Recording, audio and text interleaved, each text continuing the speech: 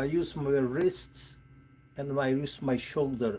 I don't use my hands to push the chisel, because then you don't have a control. To have a control, your elbows close to your body and you use all your body, or you just use your wrist. That's a little bit more difficult, but the most control on a chisel you have if you use